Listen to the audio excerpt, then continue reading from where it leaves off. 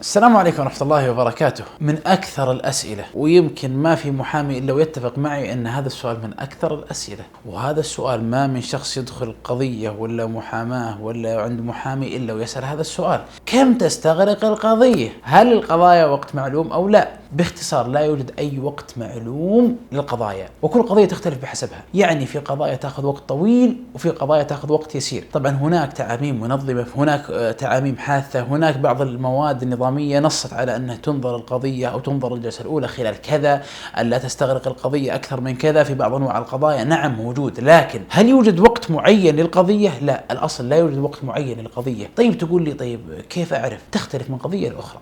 يعني لما نجي مثلا قضايا الأحوال الشخصية من القضايا البسيطة، فهذه تكون أوقاتها هي أقل الأوقات. تأتي إلى بعض القضايا الشائكة مثل قضايا التركات، خصوصا إذا كثر المتنازعين فيها، خصوصا إذا كانت فيها أملاك كثيرة. هذه من القضايا التي تأخذ وقت طويل. إذا تختلف القضايا وليس لها وقت معلوم. لكن أذكر جملة من الأسباب التي هي من أسباب طول القضايا وقصر أمد القضايا. السبب الأول نوع الدعوة. ففي بعض القضايا بواقع الحال هي قضايا طويلة، مثل قضايا التركات، مثل قضايا جرائم القتل، مثل بعض القضايا الجنائية الدقيقة، مثل القضايا التي تكون فيها سرقات، إلى غير ذلك من أنواع القضايا. إذن نوع القضية له أثر كبير جدا. ففي بعض القضايا كبير جدا فيأخذ وقت طويل جدا، وبعض القضايا يسيرة مثل دعوى السلف: سلفت فلان أعطاني ما أعطاني. دعوى مضاربة: ضربته ما ضربني. دعوى سب وشتم: سبيته، عندك بينة ما عندك بينة، انتهت القضية. هذه من القضايا التي تكون يسيرة. إذن نوع الدعوة هو من أكثر أسباب طول القضية وقصر القضية. السبب الثاني من أسباب طول القضية وقصر أمد القضية التفاصيل التي في القضايا.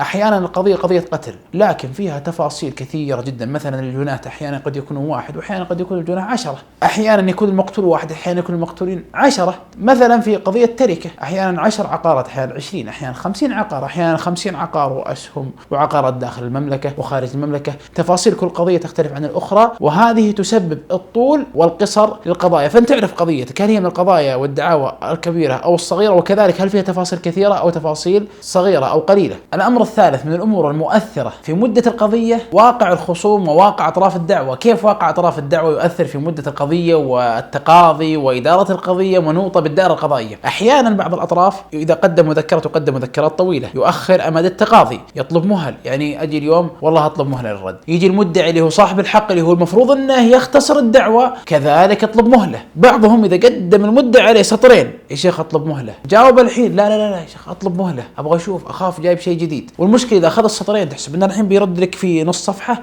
يجيب لك 8 صفحات رد على السطرين، ويلا خذ لك من جلسة في جلسة في جلسة.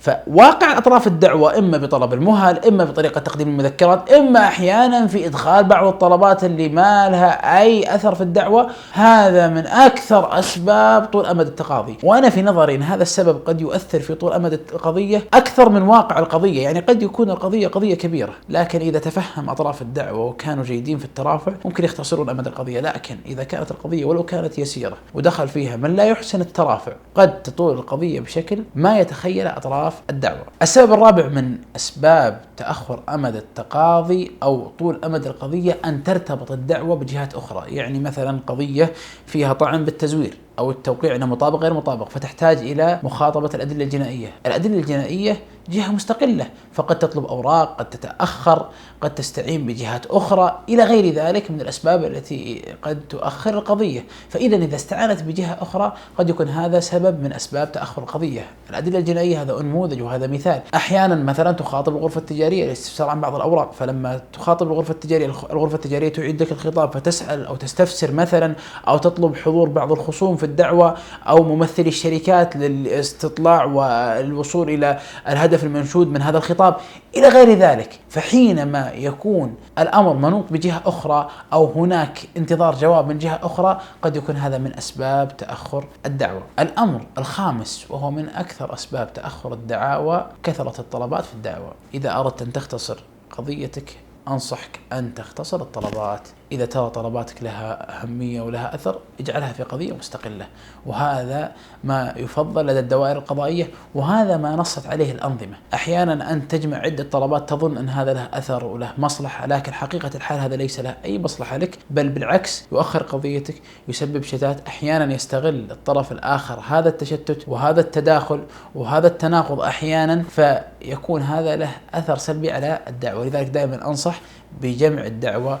واختصارها في طلب واحد أو طلبين مثلا، إذا كان الطلبين لهم ارتباط واضح في الدعوة. هذه جملة من الأمور المؤثرة، ولعل هناك جملة أخرى من الأمور المؤثرة والتي قد يكون لها سبب في تأخر الدعوة أو في قصر أمد القضية. أسأل الله لنا ولكم التوفيق والسداد، وأسأل الله أن ييسر أموركم ويوفقنا وإياكم لما يحبه ويرضاه. والسلام عليكم ورحمة الله وبركاته.